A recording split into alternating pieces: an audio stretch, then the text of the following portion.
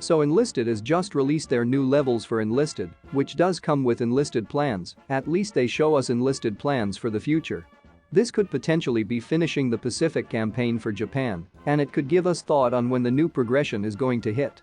That said, before I start talking about what I believe Enlisted has in store for us, this video has been made possible through the friends at Discord, meaning that if you haven't liked or subscribed to Discord, I highly suggest that you do, and thank you all for your support and help, since this channel couldn't have existed without you.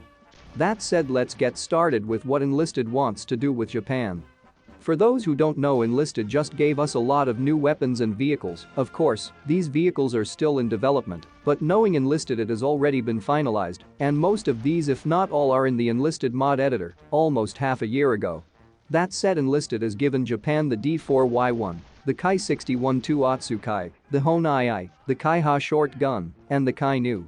The first two are essentially better versions of the Zero and the B5N2. The latter three tanks are essentially Japanese versions of the Sherman, respectfully. That said, in my opinion, these are great additions for Japan. Yes, they might be highly experimental tanks, with only a few being made and almost none of them seeing combat, but I do believe it is a great idea for Enlisted to add them. That said, with this said, how is this going to play for Japan? Well, for one, these new vehicles will be essentially facing American Sherman and maybe even Jumbos, which in my opinion's a decent match. On the other hand, Japan will also be dominant in the air with their new times. In all regards, it is way better than the starting Japanese tanks and in my mind worth the grind. On the other hand, we are getting the Type 99 LMG and the Type 2 SMG.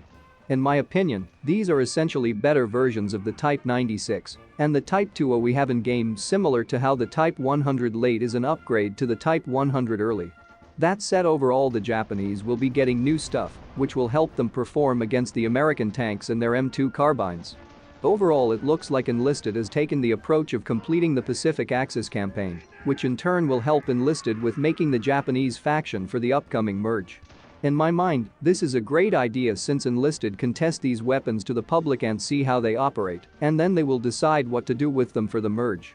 Speaking of the merge, I do believe it will be coming in around half a year. This, in my opinion, is great because this allows Enlisted to essentially make the merge better. However, like with my last video, I do believe that will make or break Enlisted.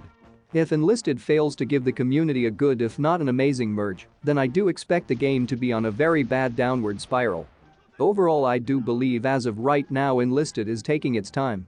This means that Enlisted could give us a bunch of new updates that aren't a merge update. From what Enlisted have given us, they seem to be updating the game slowly and surely by rounding out all the factions and making all the factions equal, and in particular giving Japan weapons that can go toe-to-toe against the other main factions, being German, the Soviet Union, and the United States. Overall, I do think this is a great idea. However, there are some that Enlisted can also add, such as new semi-automatic, if not fully automatic weapons like the Type High. This is not to be confused with the Type High in-game, which only has 5 rounds. The one I'm talking about is the Type High made by Dr. Kawamura, which has 20 rounds and is fully automatic.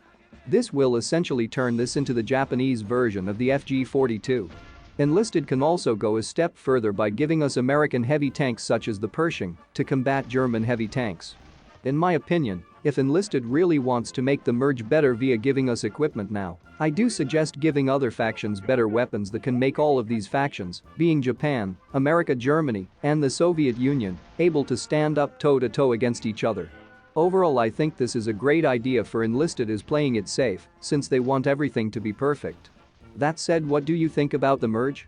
When do you think it's going to happen, and what weapons, tanks, and planes do you think Enlisted will give Japan and the other factions? Comment in the comments section down below, and I'll see you in the next one.